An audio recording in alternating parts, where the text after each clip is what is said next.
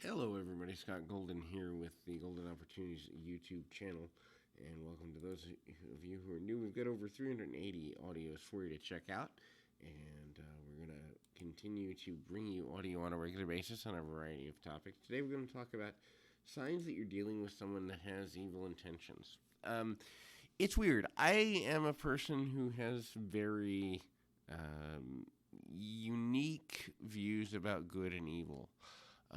To actually be evil, that is a person who intends to do harm to humanity as a whole. That's my definition of evil. And so there are lots of things that people will do that a lot of people think of as evil, but their intention was more pure than thought. And so for me, it's an interesting thing. Although the center of my belief system, not that it matters because everyone has a right to their own, but the center of mine is progress versus destruction. So the idea there being you're either moving something forward progressively or you're destroying something in a way. And so an evil person is going to be an individual who is comfortable with destruction, comfortable with causing pain. And that's the first in our 6 or 7 things I want to run through here. They enjoy the pain of others. They enjoy their own pain. Now, the emotional pain, or the physical pain, or the spiritual pain that they inflict gives them a sense of power, and the power associated with the pain makes things comfortable for them.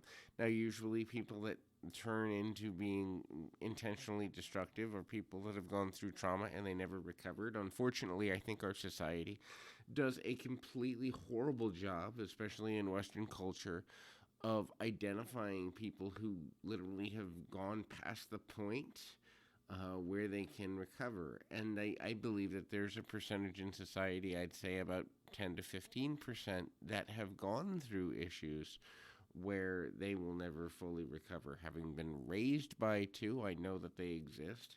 Having worked with 15,000 people, I know that they exist. And a lot of these people who never recover, they either become perpetual victims, that is, they get stuck in their own patterns, or they turn to evilness. And so there is a risk to society that we don't handle trauma properly. And these individuals enjoy pain. A lot of that has to do with they're desensitized. And the idea that a person who is evil or who is willfully destructive doesn't care. The desensitization is unless it's directly happening to me, then why should I care? There's a disconnect from the greater good of society. There's a disconnect from empathy and humanity and humility for these folks. And a lot of times, again, that goes back to original trauma. If their brain was never able to recover from something they've seen, experienced, been through, gone through, or whatever, they don't have the emotional capacity or don't believe that they have the emotional capacity to care about another person completely. And so what happens is, okay, something bad happened. Okay, your house burned down, so what? Okay, somebody around you was injured, so what? It doesn't affect me, so why should I care? And that's where these people live. The next is they are always seeking control. For these individuals, life is about having control or being able to gain control. And the control usually is to create their own comfort or their own security in some way. Many people that are considered by the world to be evil are people that are extremely insecure. And so having the perception of power and the illusion of power makes them feel like they have the control that they lost many times as children or young adults. And so the maintenance of that control is in great part the reason why they're reaching out to begin with. When they don't have that level of control, it can become extremely painful, and they are willing to be cruel, they are willing to be unkind, they are willing to be harsh, and because their objective matters more than other people's emotions. And that's the thing. If a person is desensitized from negative emotion, it is easier for them to manipulate situations for their own benefit. If that means they have to lie, be dishonest, be deceitful, be manipulative, or act in a way that is socially unacceptable, then that's what they'll do. Unfortunately, we live in a world that teaches moral construct as a way of regulation of society, which I say unfortunately because I think moral constructs are very good. I think they're necessary for the furtherment and betterment of humanity, but I also think that there are people who don't come into the world or have the ability to follow the same moral constructs. And what do we do for these people? Do we protect them from themselves? Do we protect society from them? Or do we do both? And I think a lot of times what we consider evil is a person who is so wounded they can't emotionally recover, and then they act from their place of pain in a consistent way. It doesn't justify their behavior, but at the same time, I have seen and worked with people who society would consider evil, and I've seen them have breakthroughs. People that have been through prison, people that have harmed others, and then they go, "Wait a minute, you mean there is a level of forgiveness for me, or there is a level of, autonomy for me that I went through this original thing."